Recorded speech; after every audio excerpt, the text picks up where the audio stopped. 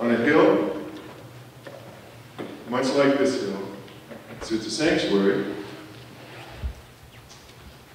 really much like this sanctuary, where earlier today people gathered. We may have umbrellas today. I didn't believe this was going to happen. Much like we've gathered. Remember the past, telling stories, much like our stories.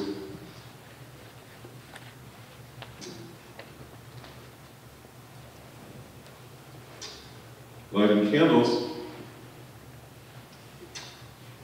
much like our candles. See, it's Holocaust Remembrance Day every spring here. And every spring in Rwanda, it's Genocide Remembrance Time. Today is the last day of the first week.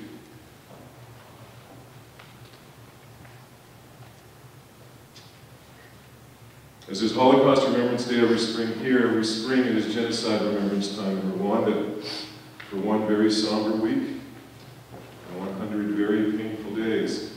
There are processions of purple-clad pilgrims. If this woman right here. You been to Rwanda this morning already? I saw you. That's the color there of remembrance. That's why I have this shirt that my wife almost didn't let me wear it. Candles flicker, and soft songs compete with rainstorms. I wear purple here today out of respect for friends there. I've been to that hilltop twice. Once with my son, once with my family and students, two of those students who are sitting in this congregation today. And what struck me both times when I went there, it's their museum. It's like the Smithsonian. It's the Holocaust Museum. It's their national shrine. And you walk through the museum, and you see the story of the genocide being told. And just when you're done, I mean, you're long past done, you're done about 5 panels ago, actually, and you come around the corner, there's the Cambodians. There's a wall for the Cambodians. And there's a wall for the Armenians. And then there's a wall for Jewish people. Their story, portraits, history. And they built this museum when they were still exhuming people who didn't survive the genocide right from where you could see it happening right outside the door, with every excuse to just build it for themselves. The whole world, no one would accuse them of doing anything wrong. The Rwandans saw it as an opportunity to teach the rest of the world about this thing called genocide. It's a very profound building, smaller than this actually, but very, very profound to me. And every time I've gone there, I've been struck by what they did there, the opportunity that they took. When I got back from my first journey, Henry back there decided to make Project Rwanda his mitzvah project. He and his sister Sophie lobbied their mom and dad and asked them if they could ride their bikes in Rwanda. What a crazy thing to come home and say, hey mom, hey dad, can I go ride my bike in Rwanda with my teacher? Can you imagine? I can't. And then we came back and then Dan, back here in the tie-dye, decided he wanted his bar mitzvah project to be Project Rwanda. Something resonated with him about the story there and his own history, and he said, I want to make my mitzvah project trying to help rebuild that country. Something was happening with the kids here where they saw the connection. Well, when we were on our last trip there, and Henry and Sophie had ridden their bikes, and we were out in front of a gas station, Henry had to go get the Mzungu. Mzungu's a white person there, and he needed to go get some Mzungu water, the kind of water that Mzungus drink, which is different kind of water. There goes my shoe. My shoe broke right before the presentation today. Don't tell my mother-in-law. I've worked so hard to get where I am now. Oh my gosh. Anyway, Henry went with Abdul, our Muslim driver, to go get the Mzungu water. So they went across the street through the crowds and to get the water, and we were sitting in a gas station. What happens in Rwanda is when you're in a car, then people gather around.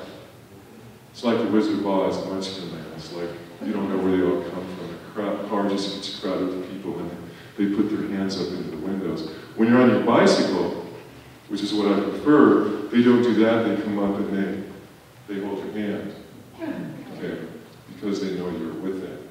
Okay? But in a car, their hands are up. So we're there, and cars getting rocked, and we're waiting to get our gas and waiting for the water to come back up.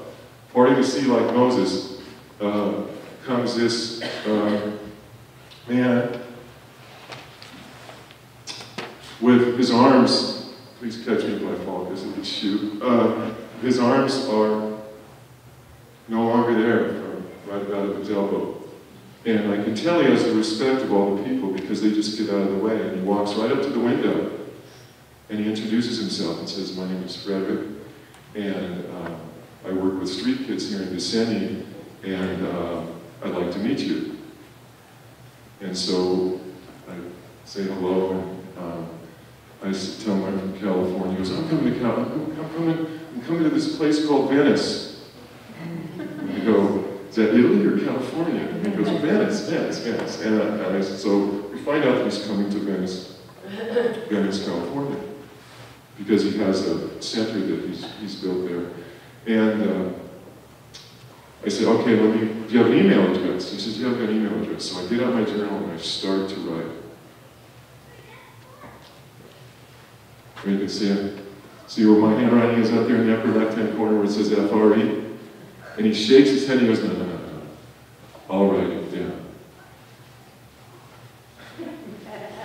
I don't know what to do with the pen. He's standing at the window. I hold it like this and he grabs it with his mouth. And then he takes my pen, he puts it down on the ground, he sits down on the ground, everyone's around like this, and he grabs my pen and he's, I don't know what to call me, but he's got better handwriting than a lot of my students. And he wrote his name, his email address in my journal. That's one of the most precious journal pages I have in all my journals, written by a man named Fred. And supposedly, we were going to connect. Well, we did, and he's been here. And he and his friend Zachary have built a center in Hilltop in Vicinity on the shores of Lake Kivu, just across the border from the Democratic Republic of Congo. And they've asked for my help, our help, in helping build their center. It's a center for handicapped kids. This is the group of deaf children at his center. These are kids who are mentally retarded.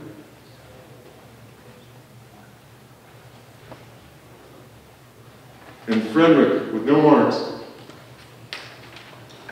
and his friend Zachary, with the help of people here, have built this center for other handicapped people there, rebuilding their lives. All of these people here are survivors of the genocide. If you're over the age of 14 there, you're a survivor of the genocide. There's been a congregation of Rwandans, and you've been asked to come up and do it to everyone would have been up here. Because everyone had survived it. But if you look at what he's done with his dream, with lots of excuses not to, the school he's built, and in this picture, look at that woman waving her arm with joy. Look at the man dancing behind her with no legs. That's the spirit of rebuilding that Frederick is doing.